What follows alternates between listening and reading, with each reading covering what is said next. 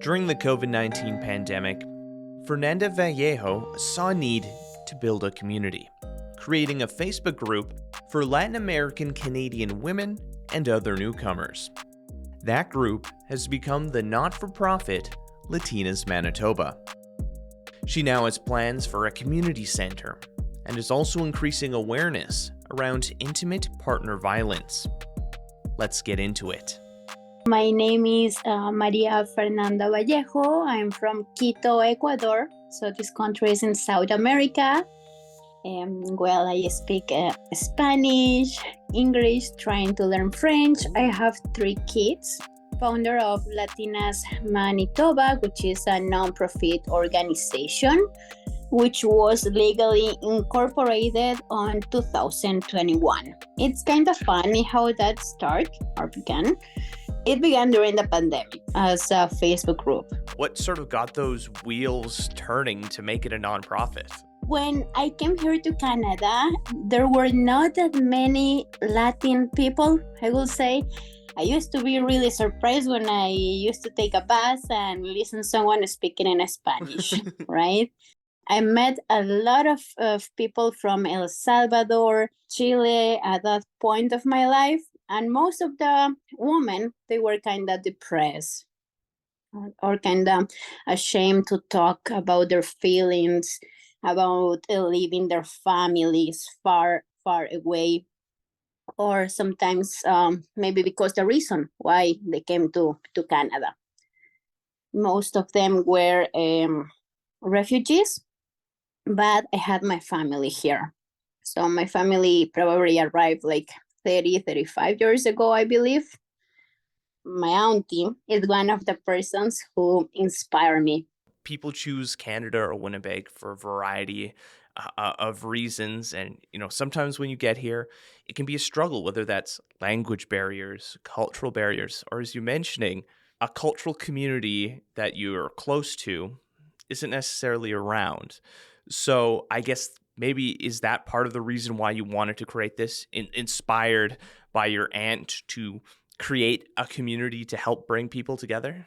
So I found inspiration in all the women that I've met at first, right? So they used to go to a church, and I knew that most of them really enjoy go shopping, for example, during the weekends or every day. They didn't get along for different reasons, maybe because people think that they're gonna gossip on the other one, just cultural reasons. But when the pandemic began, I thought, what are they gonna do now at home?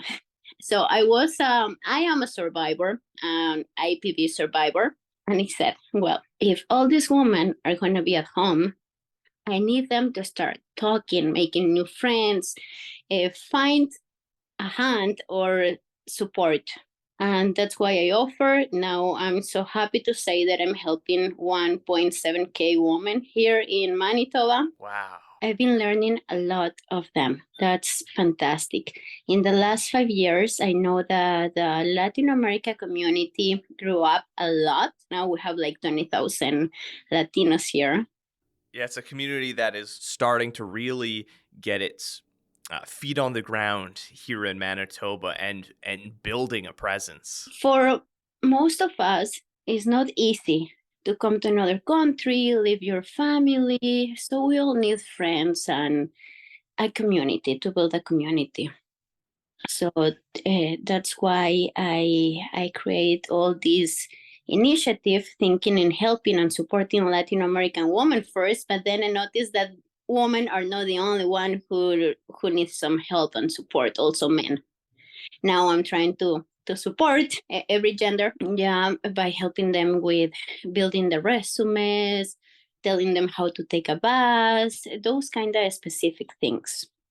What I'm trying to tell people is just to don't be scared or ashamed or for asking for help. Because we're going to need help at one point, and we were not born knowing everything, right? Yeah, definitely. So after 12 years, I'm still getting lost. I don't know where's the south or the north. That's okay. I get lost all the time myself. So I'm assuming they're going to need some help, right? Where to start, how to find a job, what kind of resources we have available here in Winnipeg, especially. There are a lot of organizations that can help them, but they don't know. Some years ago, there was a problem, people trying to take advantage of other people. So what I was trying to do with my group is telling them all the information is online or here for free. You don't need to pay nobody to explain you how to start, right? Or even to do your documents, etc. So nowadays, people really appreciate all the help that I've been offering, and it's amazing how the community is getting together. Now we have a lot of associations, organizations from Ecuador, Colombia, Peru, Chile, most of the Latin American countries. Asking for help is such a challenge, especially if you're coming to a place and as you're mentioning, you don't know what services are available. Building that friendship, building that community, and letting them know, it's okay to be vulnerable. And it's pretty normal that people get depressed or have anxiety about different situations. Maybe they cannot leave their houses because of the weather. And not only newcomers, also people that have been here for years. My grandma, she is 87 years old now. The winter, really difficult. Yeah. Um, I'm trying to empower the women here because I know they are able. They are capable to go ahead with their lives, right? Sometimes we, not only women, also men, but we have, I don't want to say obstacles, but yeah, the word is obstacles, challenges, obstacles that don't let us see more or figure out what we can do by ourselves. Sometimes we are in a relationship that is toxic, but we cannot leave them because we think it's only our supportive circle, right? But if we're being abused, harassed all the time, we can open a new door and find more help. I never had the Canadian dream. So I never thought that I'll come to Canada or try to move here. But I don't know what's the destiny. My parents were here, they sponsored me, and I came. But the first couple of years, I used to run away. I used to come to work or study, save some money, go back to Ecuador. And after a couple of months, coming back, and that was my life until I became pregnant. And I decided that my life had to change. Sometimes there's those moments, those like wake up moments where you're like, okay, I got to start taking a new path. Yeah. Yeah. So I used to be a backpacker, a martial arts teacher back home. Now I haven't practiced martial arts like for 6 years, but I'm a black Oh, belt. very exciting. What sort of style did you use? Shotokan, karate, hapkido, and a little bit of Krav Maga. Wow, that's incredibly impressive. Yeah, I studied martial arts for over 10 years, I will say, since I was 19 or 18 years old, probably. What sort of inspired you to pursue that? Well, I never knew what I want to be or study after the college or the high school.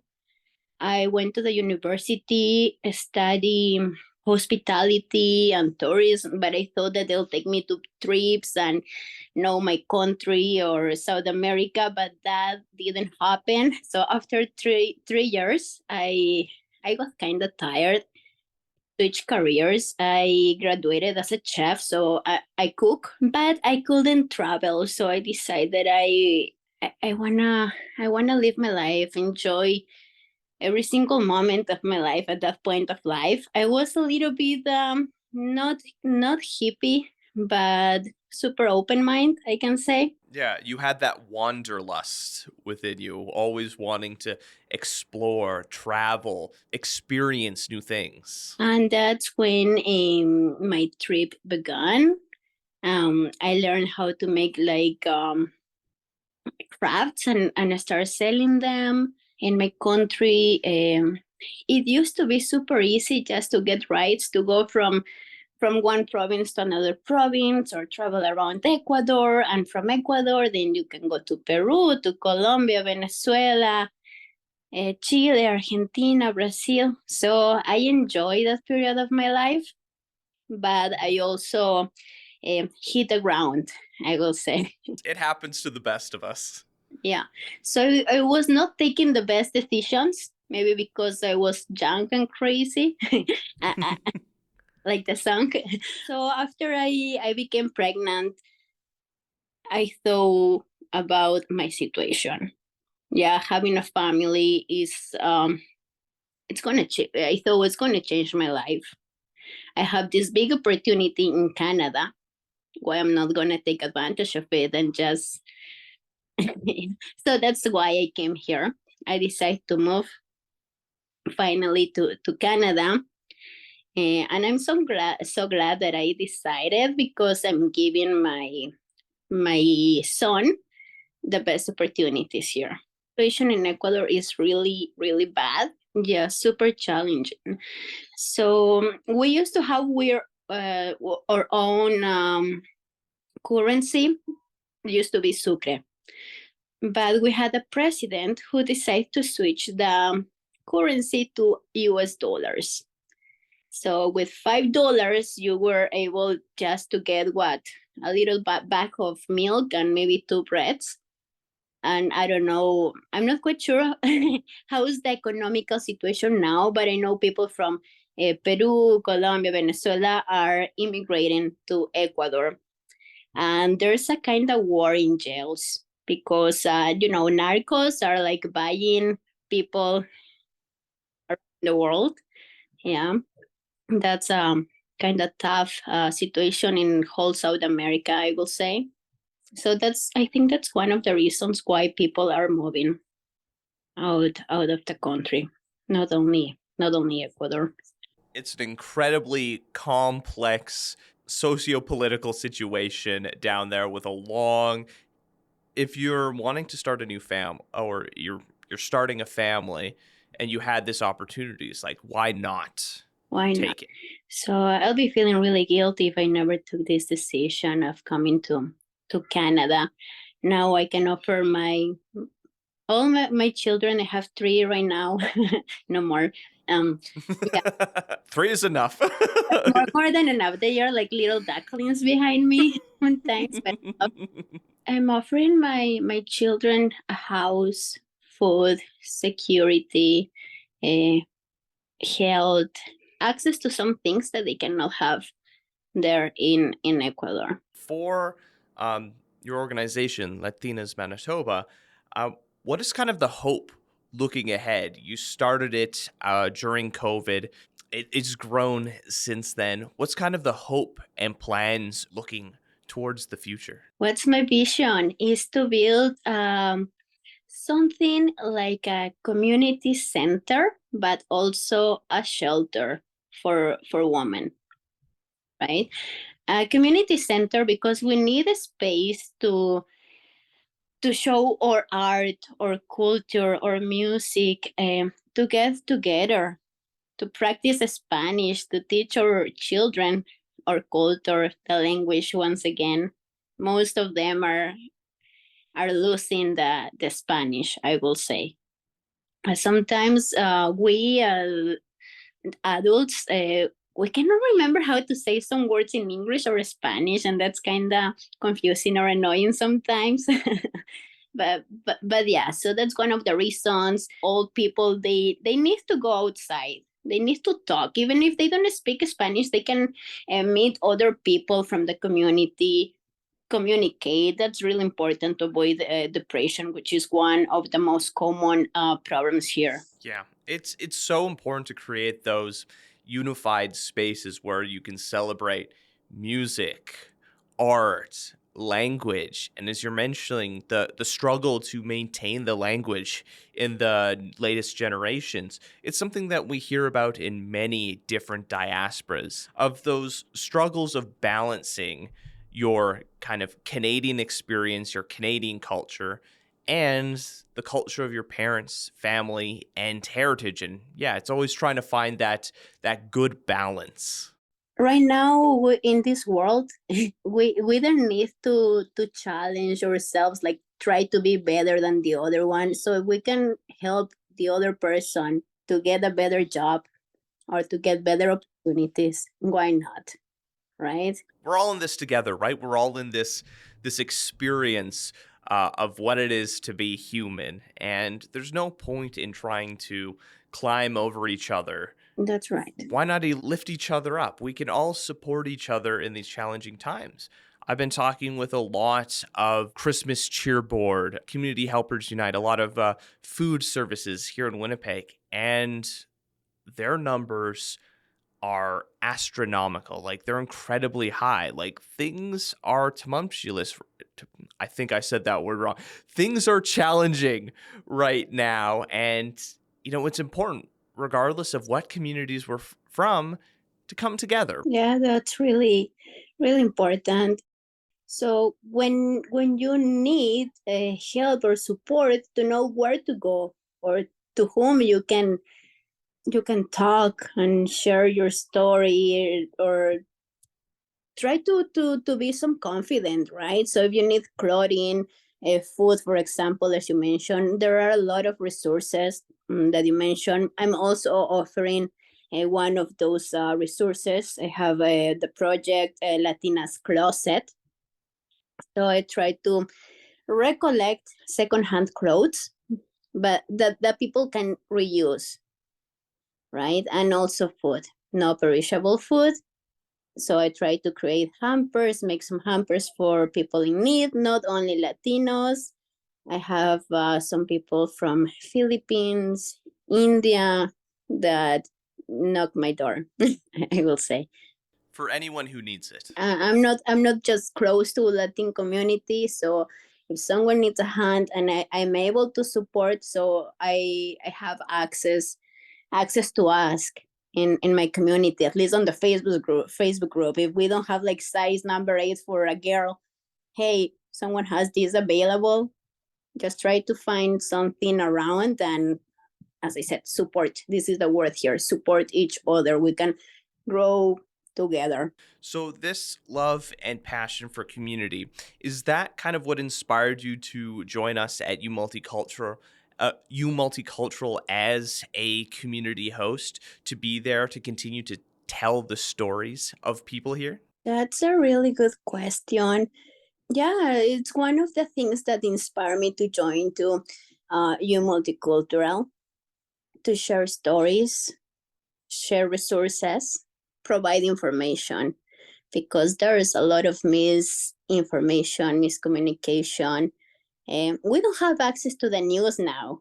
Yeah, so if we can discover, for example, I had Jorge Fernandez from the Immigrant Center. He was saying that they are trying to have some flyers, at least at the airport, so people when they first arrive, they know which places are safe to go, or what kind of community services, agencies, organizations are available in different languages. That's really important. Yeah, it doesn't really help if it's only in English, right?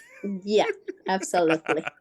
What else inspired me? Because I like to communicate in one part of my life. As I told you, I study martial arts. I met a friend, one really good friend in Ecuador. He used to be an actor in New York. Yeah.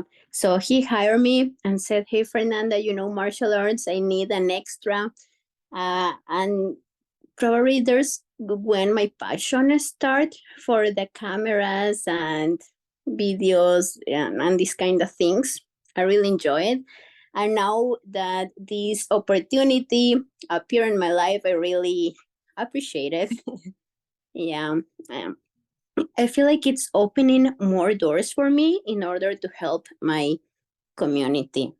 Now, my organization is recognized as an nonprofit, so I'm being invited to do workshops with SID Winnipeg, the ethnocultural group, um, the Immigrant Center, and some other places. Yeah.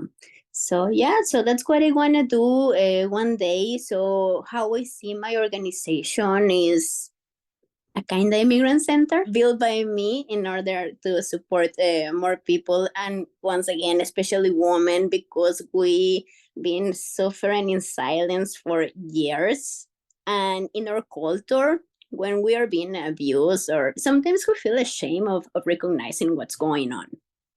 That happened to me, that's happening. So I'm trying to pass the message to all of them.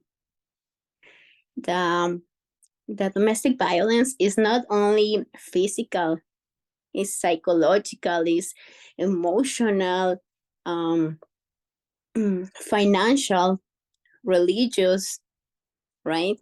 It takes on so many different forms. Exactly.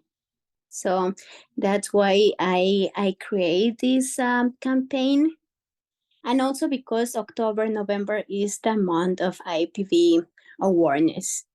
So I'm trying to pass the voice, because when I'm doing workshops, I know just some amount of people are going to attend, but the people that really need, maybe they are at home and they don't have access to their phones, or I don't know.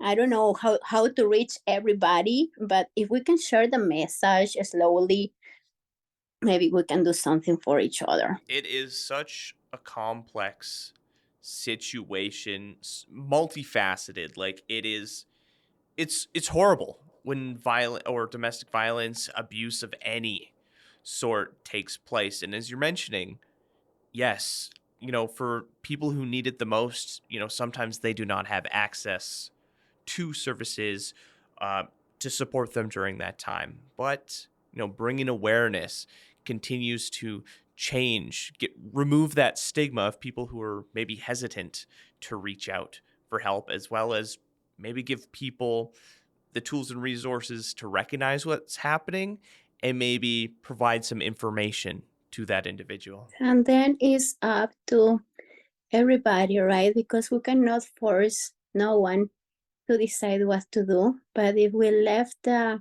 little seed there, they'll find how to live the situation. I will say how to move forward. That's why it's important to build community, right? To have those places where someone who is getting out of that situation, to have people who can support them and care about them. And one of the most difficult or challenges situations here is the language barrier. So let's say you have to leave your house and you go to a shelter. If they speak only English, they cannot wait forever until someone finds try to translate what you're saying on Google or with a machine. So, or you cannot wait forever for an interpreter, especially if you have children, right? Yeah. So there are a lot of cases. I'm gonna show you a nice story. There was a lady who was IPV victim. No, not physically, but emotionally for over 12 years, I will say. One of her daughters had cancer, and she had four other kids. She went to one of the resources. I would say, like, she found a social worker, a Spanish speaking social worker, but she was living on hold like since November until February. Uh, and that's when I start feeling this passion of helping people, because if I went through that and if I have one resource, the language, if I can try to communicate what she was looking for or feeling, or just making some phone calls to try to find a safe place for her and her children, well, and I was able to. And there's when I found a Sherry. Winsley from Shade. Safe housing. I don't remember what's the meaning of shade right now. I'm sorry, Sherry. But yeah, she is a super good social worker. She speaks only English, but she has been helping a lot of women here in Manitoba. She's one of my mentors. Also, Humaira Jalil. She's from Healthy Muslim Families. I really love these two ladies. Yeah, the they are my mentors. I'm trying. If I have any questions about, hey, this is happening, what can I do? They have the answer for me. And it is the safe housing and directed empowerment. Yes. So after that, we found a shelter for this lady. Well, she had to call me to do some interpretations for her, right, with her worker at the shelter. Finally, she found how to move to another province because that was one of her dreams.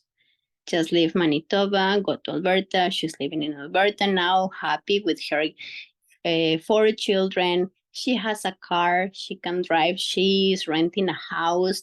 She got a job, so she can see now what she was able to do it before, and that's what I mean by obstacles before. Sometimes you don't want to see what's going on or what's happening in your life, but when you let um, the obstacle go, I will say, you're going to notice that you're able to reach the heaven if you want. So I don't think there's nothing impossible for us until. Anything is possible if you're driven and have individuals and organizations to help you through those challenging times. I just want to congratulate my community because they are growing and we are growing together, holding our hands. I will say, Colombians, Peruvians, people from Chile, Ecuador, they have their own associations, but they are trying to maintain our culture, our language, our music, our dances, the folklore, which is really important to share. And yeah, and also if they have a situation that like one of these ones, they try to reach me, hey Fernanda, can you help? Yes, of course. And that's how we are moving forward. Fernanda, thank you so much for taking this time to chat with me. And I'm excited to see how not only Latinas Manitoba grows, but the Latino community as a whole continues to grow here in Winnipeg and Manitoba. And for everyone listening, let's continue to be a community together, help people when they're experiencing challenges, and be that support. For sure. So yeah, as I said, it's not a competition. Together we are stronger and we can make things happen. Have any stories you'd like us to share or communities we should highlight? Leave a comment on our social media or reach out to us on our website. I'm Ryan Funk. This was You Talk, and have yourself a good one.